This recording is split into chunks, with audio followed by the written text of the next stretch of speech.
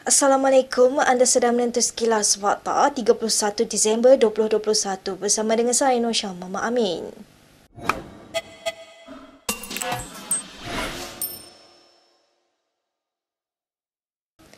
Timbalan Ketua UMNO Bahagian Rembau Khairi Jamaluddin meminta agar dua kumpulan utama dalam UMNO supaya membina hubungan yang lebih harmoni. Khairi merujuk kepada hubungan dingin di antara dua kumpulan yang memihak kepada Presiden Parti Ahmad Zahid Hamidi dan Perdana Menteri Ismail Sabri Yaakob. Sebab akhirnya kita UMNO. Semua daripada kita UMNO. Dan kita mahu perkara yang sama, iaitu kemenangan UMNO dan Barisan Nasional dalam pilihan raya akan datang.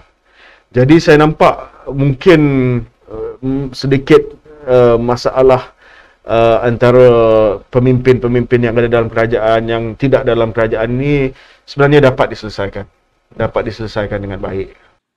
Sebelum ini, kedua-dua kumpulan UMNO itu berbalah berhubung sokongan terhadap bekas Perdana Menteri Muhyiddin Yassin dan Kerajaan Perikatan Nasional. Rata-rata yang menyokong Ismail sebelum dia dilantik menjadi Perdana Menteri kini merupakan ahli kabinet dan timbalan menteri. Sementara itu, Khairi yang juga Menteri Kesihatan menggesa UMNO untuk tidak terburu-buru memutuskan hubungan dengan PAS dalam muafakat nasional. Saya dulu skeptik kepada MN ni. Saya antara yang kritik dulu waktu MN ditubuhkan. Ramai yang kecam saya. Tapi sekarang ni ramai pula yang nak keluar daripada MN. Tapi saya rasa itu dinamik politik. Saya rasa kita dah serasi. Saya pun dah serasi dengan PAS dalam Jemaah Menteri. Yes, ya. Kita dah ada kerjasama yang baik. Jadi biarlah kita fikir dengan baik ya tentang perkara ni. Jangan kita buat apa-apa keputusan yang terburu-buru. Sementara itu, Majlis Syura Ulama PAS menegaskan kepentingan untuk memperkasakan kerjasama muafakat nasional dan Perikatan Nasional. Musyid PAS Hashim Jasim berkata, langkah itu sebagai usaha menyatukan kuasa politik umat Islam demi maslahah terbaik buat Islam dan negara.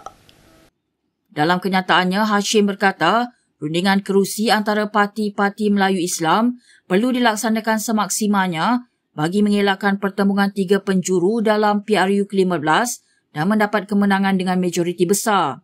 Terdahulu, badan tertinggi PAS itu mengadakan muzakarah yang berlangsung 2 hari lalu bagi membincangkan hala 7 ta'awun siasi dan misi PAS bagi PRU ke-15. Sebelum ini, Timbalan Pengerusi UMNO Johor, Nur Jazlan Muhammad mendakwa, kerjasama PAS dalam muafakat nasional selama ini hanya bertujuan untuk mengukuhkan kedudukan parti itu semata-mata dan bukannya bersama UMNO. Nur Jazlan berkata demikian ketika diminta mengulas mengenai masa depan dan status muafakat nasional khususnya di Kelantan. Dalam pada itu, ketika ditemui di Marang hari ini, Presiden PAS Abdul Hadi Awang berkata dia difahamkan sebahagian besar ahli MKT UMNO terus menyokong kerjasama muafakat nasional. Ada orang UMNO, pimpinan UMNO, bukan semua. Saya difahamkan majoriti Majlis Tertinggi UMNO bekerja sama. Kita UMNO kena ikut pemimpin Majlis Tertinggi dia, bukan bahagian-bahagian. Berita seterusnya, DAP tidak akan berani membatalkan MOU dengan kerajaan kerana wakil rakyat PH dijangka mendapat peruntukan 2.8 juta ringgit awal tahun depan. Itu kata ahli MKT UMNO Boat Zakarshi bagi mengulas kenyataan pemimpin veteran DAP Lim Kit Siang yang mahu PH mempertimbangkan semula MOU itu. Dalam hantarannya di Facebook, Puak berkata rakyat kini tidak akan percaya lagi dengan kata-kata ahli Parlimen Iskandar Puteri itu. Ini terbukti dengan kekalahan teruk DAP di Melaka dan Sarawak. Kit Siang pada 29 Disember lalu berkata, PH perlu memutuskan sama ada akan meneruskan MOU dengan kerajaan sekiranya Perdana Menteri Ismail Sabri gagal mematuhi perjanjiannya. Ini termasuk menggubal undang-undang untuk mengharamkan tindakan lompat parti di negara ini menjelang mesyuarat pertama sesi kelima Parlimen pada awal 2022. Tambah Lim, sejak menandatangani MOU itu, timbul pelbagai perbezaan kritikal di antara PH dan kerajaan, antaranya berhubung kedaulatan undang-undang dan tadbir urus yang baik. Sementara itu, Puak berkata, kerajaan sepatutnya perlu menilai semula sama ada MOU bersama pembangkang itu masih relevan seolah-olah memberi nyawa kepada pihak pembangkang. Sekumpulan pencarum KWSP hari ini mengadakan perhimpunan secara aman bagi menuntut pengeluaran air citra sebanyak RM10,000.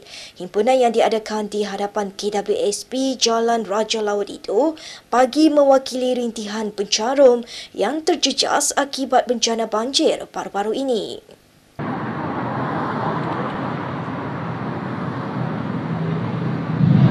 Bencana banjir bukan saja membuat kami lebih derita.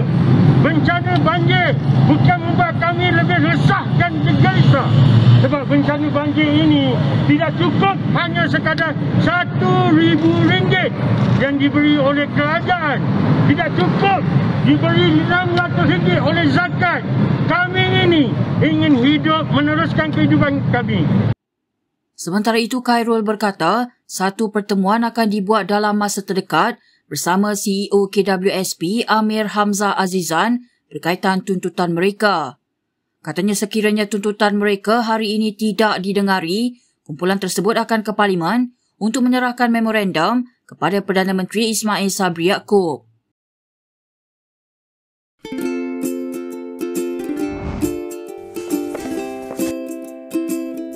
Shellfish, red meat, and beer.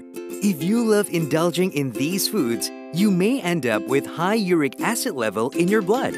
These foods consist high level of purine, a substance that will eventually break down into uric acid and be excreted through our urine. It is recommended that the amount of dietary purines should be kept between 600 to 1,000 milligrams per day. Having too much uric acid in your blood can cause attacks of gout. It can also cause kidney stones and blockage in the kidney. The crystallization of the excessive uric acid in your blood can be eased by reducing purine-rich food to only 100 to 150 milligrams daily, maintaining a healthy lifestyle, and consuming urinary alkalinizer like Ural. It consists of sodium bicarbonate, citric acid, and sodium citrate that increases the urinary pH and solubility of uric acid to prevent crystallization. Best of all, it's lemon-flavored and sugar-free. Ural, effective urinary alkalinizer. Neutralize your uric acid problem now.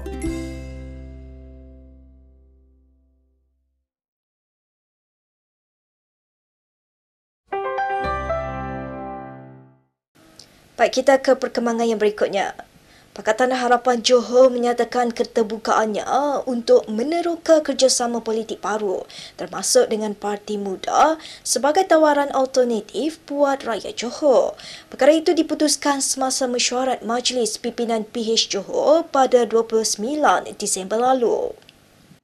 Dalam satu kenyataan, PH Johor berkata, gabungan itu juga mengalu-alukan pendaftaran Muda sebagai sebuah parti politik rasmi. PH Johor adalah bahagian negeri pertama gabungan itu yang secara rasmi mengiktiraf Muda yang mempunyai seorang ahli parlimen di MUA iaitu Syed Saddiq Abdul Rahman. Johor berdepan kemungkinan pilihan raya mengejut susulan kerajaan di bawah pentadbiran Hasni Muhammad hanya mempunyai majoriti satu kerusi berikutan kematian adun kempas Osman Sapian. Sementara itu, PH Johor turut menggesa kerajaan negeri menumpukan usaha membantu mereka yang terjejas akibat pandemik COVID-19. Gabungan itu juga turut menggesa kerajaan untuk meningkatkan usaha dalam menghadapi kemungkinan banjir di negeri itu. Selepas DAP, PKR dan Pejuang, kini giliran MCA menggesa siasatan dibuat terhadap dakwaan pemilikan lebih 2 juta unit saham oleh Ketua Pesuruhjaya SPRM Azam Baki. Jurucakap MCA Chan Queen berkata, siasatan itu perlu bagi mengekalkan imej SPRM sebagai badan yang boleh dipercayai dan profesional. Kata Chan, sekiranya SPRM sebagai badan profesional yang diamanahkan memerangi rasuah, mengabaikan isu integriti pegawai mereka sendiri, ini adalah satu bentuk kecuaian. Tambahnya, Azam dan SPRM juga masih belum mengeluarkan sebarang kenyataan mengenai perkara itu yang hanya akan menimbulkan keraguan terhadap kredibiliti mereka. Malaysia kini telah menghubungi Azam untuk mengulas dakwaan terhadapnya. Pada 14 Disember, Ahli Parlimen Sungai Buloh R. Siva Rasa memfailkan usul tergempar kepada pejabat Speaker Dewan Rakyat untuk mendapatkan perbahasan segera berhubung dakwaan terhadap Azam. Menurut Sifarasa, Azam memiliki lebih 2 juta waran dalam Excel Force MSC Berhad setakat 21 Mac 2016. Baik, berikut beberapa lagi ringkasan berita untuk hari ini.